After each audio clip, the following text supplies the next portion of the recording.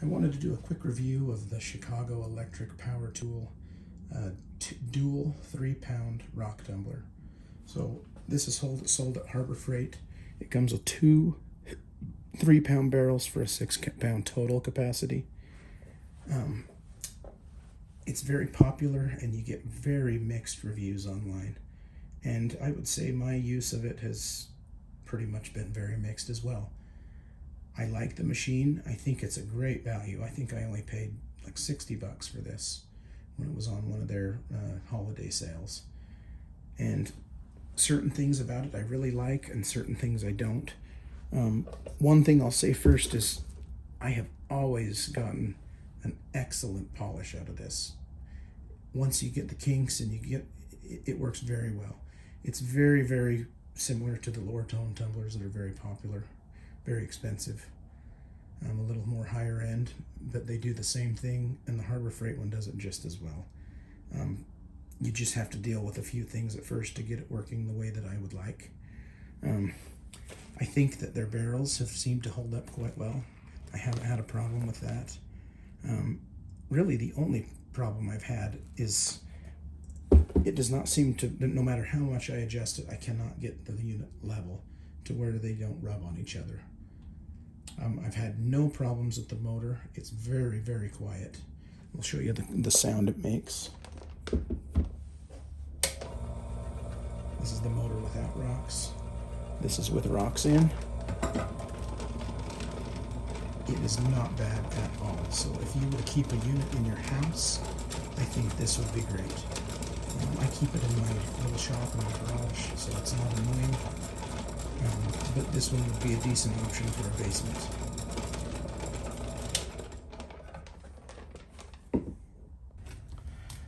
So like I said, I've had no issues at all with the motor, with the mechanical side of this.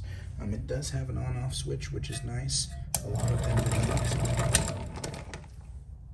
But the motor has worked quiet. I haven't had any of the issues with it getting hot. Some people have complained that they get too hot and worried that it's going to cause an issue. I have not had that. They do come with a whole pack of spare belts. I think it's like 5 or 6. I have not broken a single belt in over 6 months.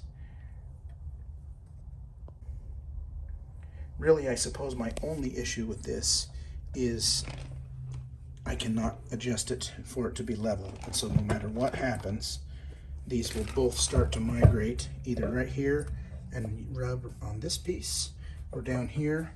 And you can see I've just rubbed these little stoppers right off. Same with the one here. The lid has just wore right into it. It's annoying because it gets all the rubber stuff right here and just makes a mess out of your hands. It hasn't actually broken any of my barrels. They've been just fine.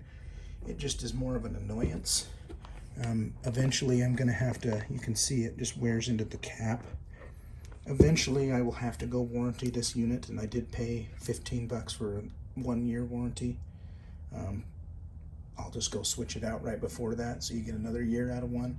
Probably get even more because I know now what to do before I let it get to that point.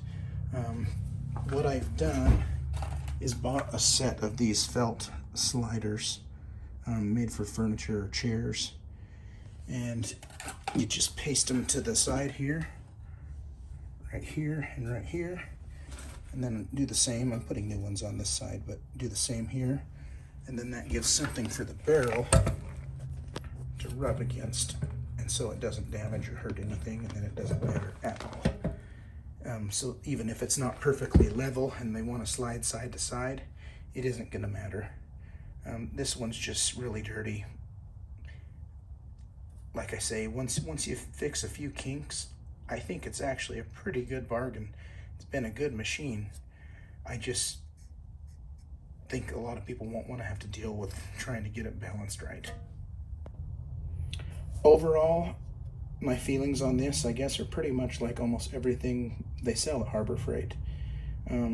If you know what you're getting into, I think it's a pretty good deal. But it's not something you're going to plug in and run for 10 years and be totally fine without issue.